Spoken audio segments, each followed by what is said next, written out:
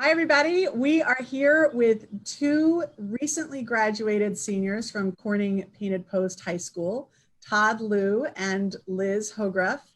And the two of them are going to tell us about the Ballot Box Initiative, which is a really impressive high school student-driven organization that has just, or initiative maybe, that has just kicked off across the Southern Tier and Finger Lakes area. So, hey, Todd, and hey, Liz, good to see you. Good to see you, Leslie. Yeah, good to see you. Before we get into the Ballot Box Initiative, I want to learn a little bit about the two of you because I am so impressed with anybody who's managed to go to school in a pandemic and also graduate and also get through everything you've gotten through here over the last 6 months or so. Liz, you want to tell us about yourself and where you're from? And I see that you have a lot of your achievements and interests on your wall behind you. Why don't you let us know what's there? Yes, so as you just mentioned, I just graduated from Corning Painted Post High School. I am 18. I'm planning to head to the University of Rochester in the fall. We're on track to be in person, so let's hope that holds, to study English and writing studies. I'm a big fan of European Impressionism and Post-Impressionism, as you can see here and here. I'm a big Rothko girl. Something about the squares just really does it for me. I'm a big reader. I really like, my most recent read was The Goldfinch by Donna Tartt. So I have this little poster here. I thought that was a great book. I know, I loved it. All that book was amazing. 71 pages. Only took me like 10 days. There's a movie, right? There is. I've heard from the reviews that it's not quite as good as the book, but I haven't seen it yet. I don't want the movie to take away my impression of what all the characters were in the book. Sometimes movies take that away from you. I feel like it'd be a little tough to fit 771 pages into 2 hours. It could be. It could be. Liz, you want to take down the Ballot Box Initiative screen there? Stop sharing your screen just so we can see your face and your pictures behind you a little bit better. Sure. There we go. Okay, so we can see your Rothko there. We can see, oh, I see you have your Goldfinch up there. That's great. Yes, up here in the corner. And this is a poster my mom got in the Grand Palais back in 1983 that I just really, really love. That's wonderful. That's great. Todd, tell us about you. And so you also just graduated from Corning Painted Post. Yeah. So hi, everybody. I am also 18. I just graduated as a senior from the Corning Painted Post High School. And this fall, I'm on track to attend the University of Southern California, majoring in communication. And I also have a few things behind, on my wall as well.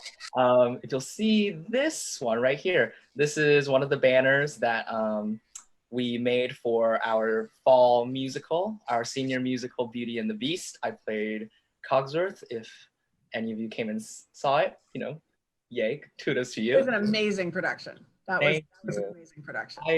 I really enjoyed doing theater in high school, and especially with the Beauty and the Beast family. It was just, we all ended up being so close, and I don't know, I just love sharing stories and telling them on stage with different people. So here are a few other ones of my theater pictures as well. This one's from The Addams Family, where I played Gomez. That was my favorite show. What was your favorite, Liz, to see as a member of the audience? I also was a co-head of the makeup team, so I actually did Todd's eyeshadow and his. Oh, that's a fun one for Addams Family. There's good makeup in that show. Yeah. Liz's makeup skills are just incredible. So if any of you ever need a little makeover, feel free to let her know. Okay. Sure, she'd be happy to help. Good to know. Thanks. Yeah, and then the only other thing here, well, these are a few of my childhood photos. I think there's one little one here where it's a picture of when I traveled for the first time to Guam when I was right around 4 or 5 years old, my aunt and uncle's wedding. And then here there's a little bit of a poster over here where I it was a campaign poster for when I ran for president of our class last year. Oh, that's wonderful. That is great. Well, so I'm sitting in my office in Watkins Glen, which we've just reopened this week. We have all kinds of social distancing measures in practice. I'm in sort of a separate room inside the office, so I don't have my mask on right now, but anytime we're out in the main area of the office, we all wear our masks and we have to wash our hands and everything before we come in. But it is really nice to have our office back operational after almost 4 months of being closed and working entirely by Zoom. So that's pretty exciting. And I've got some of my up here, let's see, on this side, this is a poster, let's see, right there. That's a poster that my children made for me to hang up in my office. So I get to have that with me all the time here in the office. And of course, I've got my campaign picture, my campaign banner. And then also, this is a photograph of someone cleaning the school at Horseheads Middle School after all the students had gone home. And it's taken by a photographer that I admire here locally in the Southern Tier. And I thought that really captured a lot of what we're, what we're trying to achieve here in the Southern Tiers. We're trying to, get our schools into better shape. And I sure would like it if there were more jobs around here. I think that's a big part of what we need to see happen, is that folks like you can graduate and find jobs once you graduate. So that kind of brings me to you just graduated and you decided to engage your fellow high school students in an initiative. Tell us what the initiative is that you're working on. Yeah, so we started and established, and today we're formally launching what's called the Ballot Box Initiative. And it is a student-run project aiming to increase youth voter registration in New York's 58th Senate District. I don't know, Leslie, if you are familiar with the district, but it seems— I know a little bit about the district. I know a little bit about it. It's a beautiful district. Yeah, so tell us, Todd. Yeah, Liz, I don't know if you want to go into more detail. Yeah, so a big point of your campaign, Leslie, is that young people are leaving the Southern Tier instead of staying.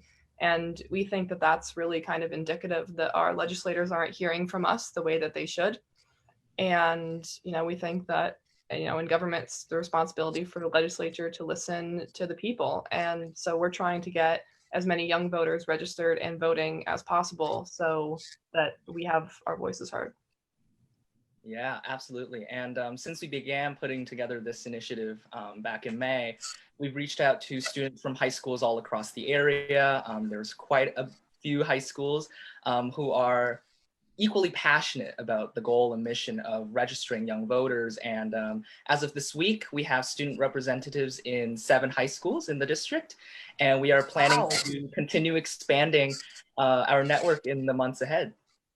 Okay, so so there's 5 counties in the district. There's Tompkins, Chemung, Steuben, where you both are, and that geographically is the biggest county, and Schuyler and Yates counties. So you have 7 high schools represented already. You have high schools in 7 schools. What schools do you have high school students in that are working on this?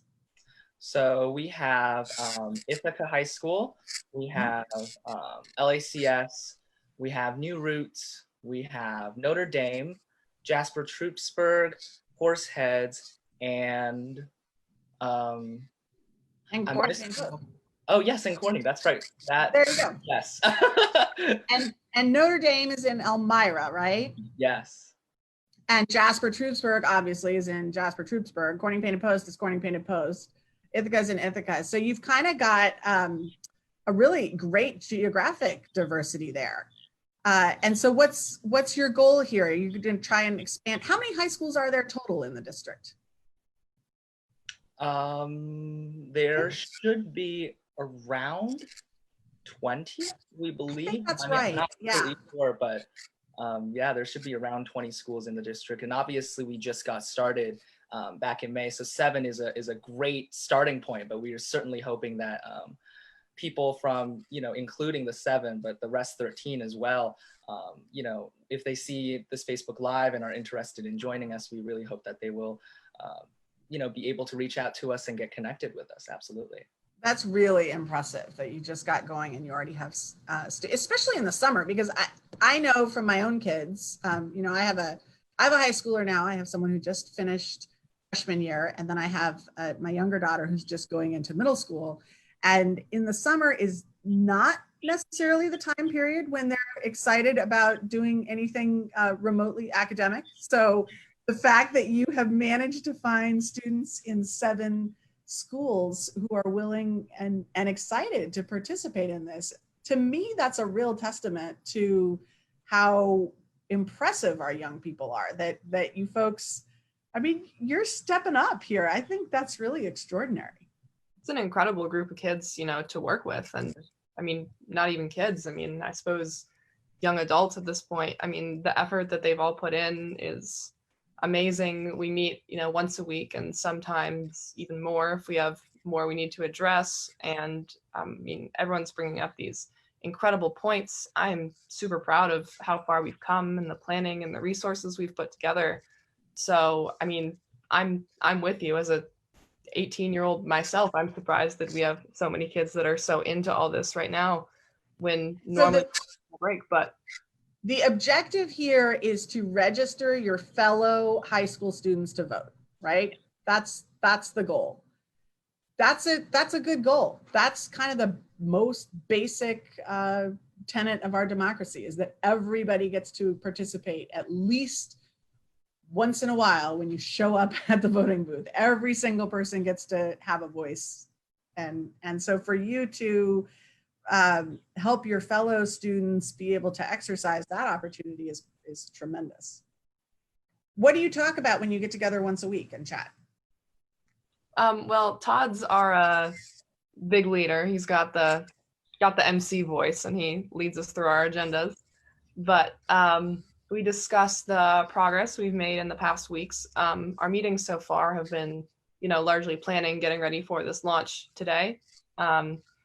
But laying out, you know, some groundwork and kind of strategy to reach out to as many peers as we can, figuring out how to best outreach to add more representatives to our initiative, and pretty lengthy Q&A sessions and brainstorms where we figure out, you know, how best to reach out and whatnot. Todd, am I missing anything there?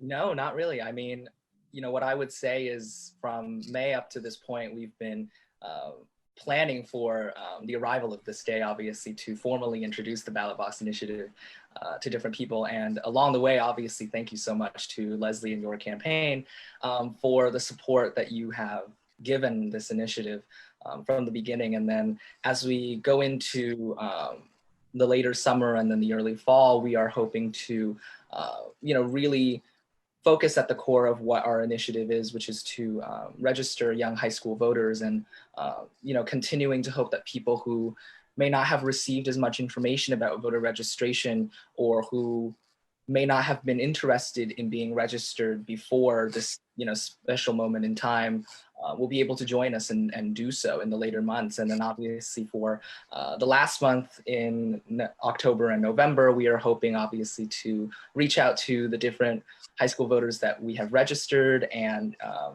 different young voters across the area, to make sure that they not only get registered to vote, but also really cast a ballot in November as well. When you meet up with each other, you're also connecting with students that you might not otherwise have met, right? Because these students are, you know, a county or two away from you. And you can do that because we're all getting together on Zoom. Is this how you have your meetings, is on Zoom? Yeah, and or something?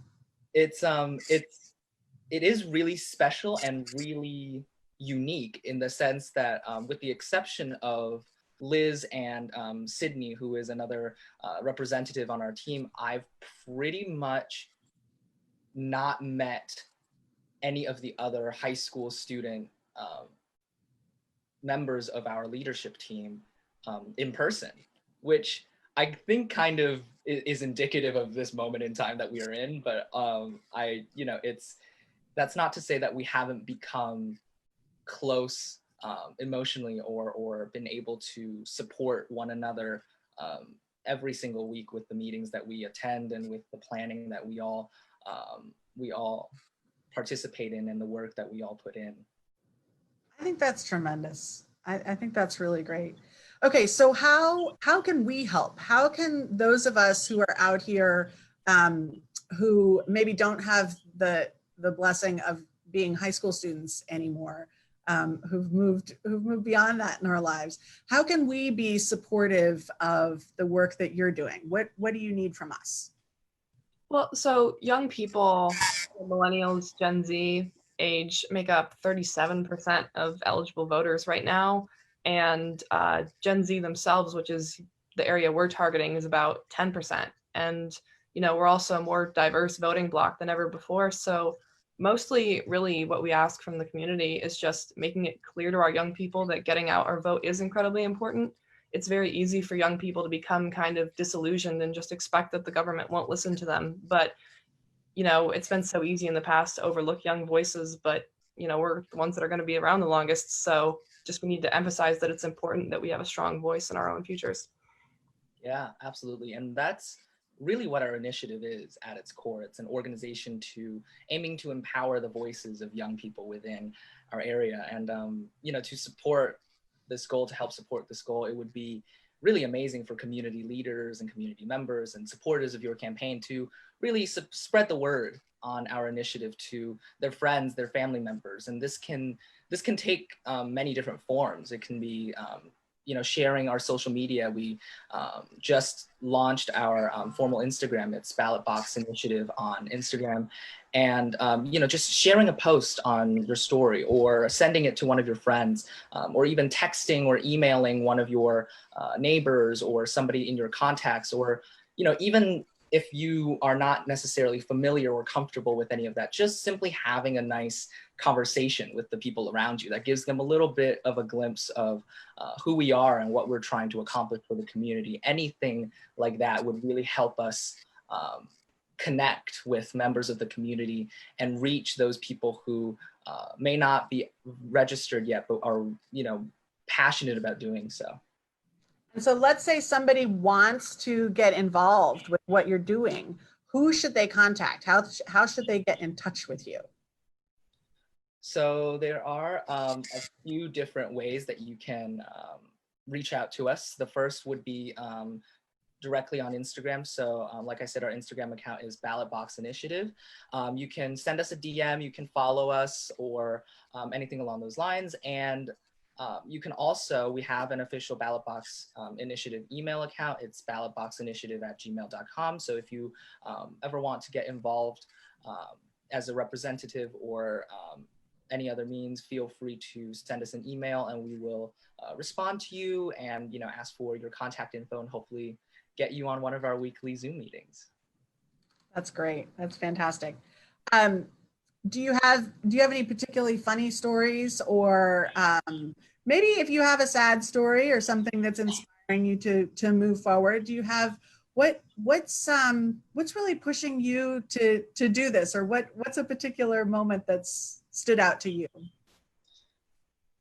I don't know if I can say that it's either a funny or sad story, but it's more of just a reflection that has occurred over the last few months. I think, especially since the start of this pandemic, it's pretty easy to feel disillusioned or shocked by the world around us, and at times very hopeless about the direction we as a society are moving in, or even scared at the fact that we may not be moving in any direction at all during this moment in time. But I think the beauty of this initiative is that we as young people, Liz and I and all the members of our team, acting as community leaders during this moment, can maybe offer a little bit of hope by just allowing people to see that even during a global pandemic, when everybody is told to kind of isolate and distance themselves from other people, they can find ways to make an impact on the people we love, on the places that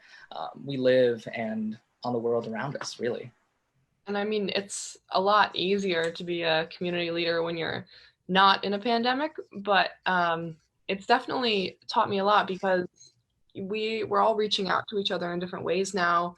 Like you mentioned, Leslie, that this is a new group of people. We haven't really met each other before. I mean, same with, I knew same as Todd, I knew Todd and Sydney heading into this. And now I know a whole group of these really promising young individuals that are really motivated to make our future bright. And it's taught me a lot about how we have 1,000 different avenues to reach out to each other. And, there's no excuse to not really be one with your community. I love my home the same way everyone else loves their home, and I want to see it grow. And times right now are hard. And when I see the people close to me, hurting in any way because of this, I want to rise to the occasion however I can. I think that both of you have really just spoken to something that that gives me a lot of hope, and that is that I think the greatest challenge to our democratic republic is apathy, and we don't see apathy out there right now. And I think that's a good thing. We see a lot of anger, and we see a lot of trouble, and we see a lot of challenges. But I also see that there's energy and movement, and that says to me that there's hope. We just had Independence Day and the 4th of July, and I spent a lot of time thinking about what our founders must have been thinking when they went out on a limb like that and said, we're not going to be part of England anymore, and we're going to strike out on our own. We're going to do this. Think they ever envisioned that there would be a time when people would skip the opportunity to vote. I just don't think they prepared for that. It didn't really enter their consciousness that what was driving them so passionately would not be important to somebody in the future.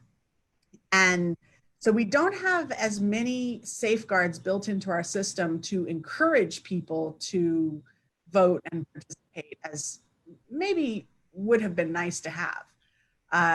And so the fact that the two of you are stepping up and recruiting your fellow young people to really make sure that we build some of those into our system, that gives me real hope. That's tremendous. Thank you. Well, listen, we will put onto our Facebook page and all of our social media. We'll send this out. We'll put the ways to contact you and make sure that anybody who's interested in this anywhere in the 5 counties of the 58th district can get in touch with you. And I really appreciate both of you taking the time to let us know what we're doing here. And congratulations on a tremendously successful program so far and on your launch today of the Ballot Box Initiative. I'm really impressed with the two of you, and thanks so much for joining. Thank you, and thank you, obviously, in your campaign for supporting us throughout this entire journey. And it's been an amazing ride thus far, and we hope that as in the months ahead, we're just going to continue expanding and growing, and really doing what we're passionate about and doing what we love. It's wonderful. Way to go. Congratulations, Liz. Congratulations, Todd. Thank you. Thank you so much. Thank you.